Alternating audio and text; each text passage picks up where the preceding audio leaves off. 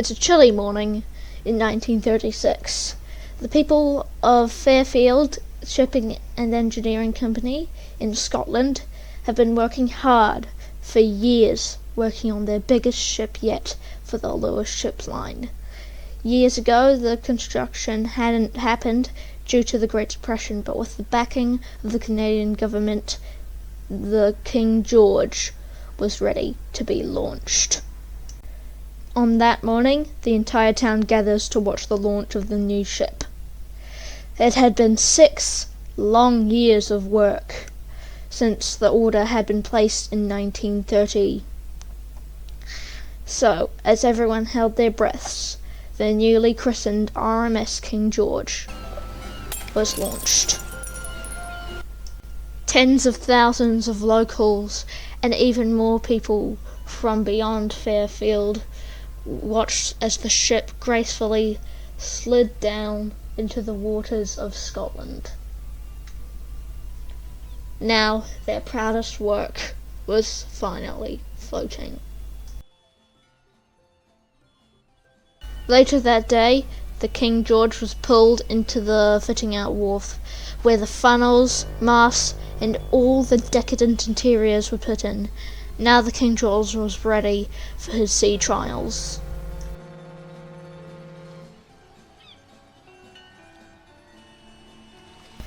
The ship finally came out of the harbour, and the King George's engines were ran up to full speed for the first time ever. And he beat the Queen Mary. Success for the Lewis ship line.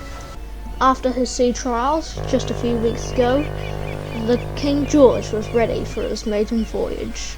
Now the pride of Canada, he took off from Halifax, carrying thousands of passengers. Now the Lewis ship line knew that they were finally contending with the newest superliners. A few days later, the King George arrived in New York, picking up even more passengers to carry over to Southampton on his maiden voyage. Only 4.5 days later, the King George arrived in Southampton, marking the end of his famous maiden voyage. Now began a new era for the Lewis ship line.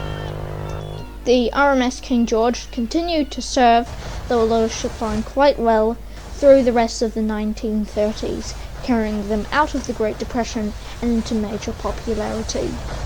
This was until 1939. In 1939, the King George was in New York port when war broke out in Europe.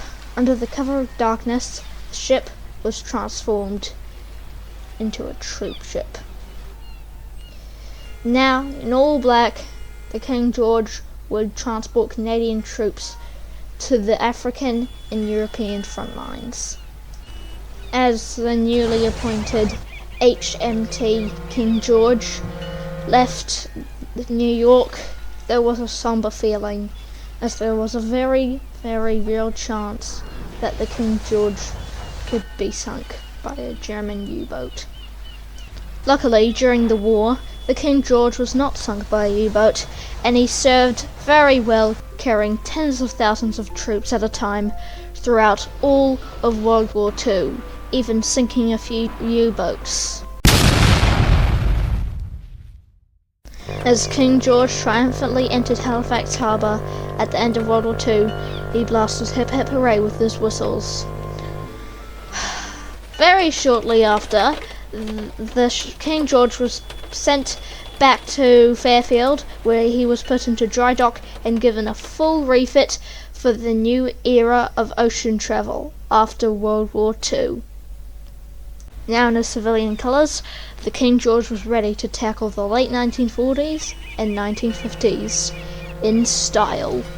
Through the late 1940s and early 50s, the King George served the Lewis ship line well. Just after World War II, his introduced in World War II brother, the RMS King Henry, had done a repatriating service, repatriating Canadian troops, and the King George, until about 1948, was left to do the passenger main service across the Atlantic alone. And for the rest of all that, everything was fine until the 1960s rolled around. As the 1960s rolled around, demand for ocean liner travel plummeted with the advent of the Boeing 707. So the Lewis Ship Line was forced to sell the King George. The King George was bought by Chandra's Line. Chandra's Line converted the King George into the Atlantica, cutting off one of the funnels. This Atlantica served until 1975 as an ocean liner, when he was rerouted to doing cruises, but one cruise would be the end of him. In 1981, during the Gulf of Corinth earthquakes, it was a particularly stormy cruise. Things hadn't been going very well, and just when there seemed to be a break in the storm, a massive rogue wave was spotted. The rogue wave immediately capsized the Atlantica, and the ship sank immediately, killing all of the passengers on board with no survivors. To this day, it was the deadliest accident in Greek maritime history. Once the newest pride of Canada, now just a rusting hulk sitting in Greece, never to be stepped foot on again.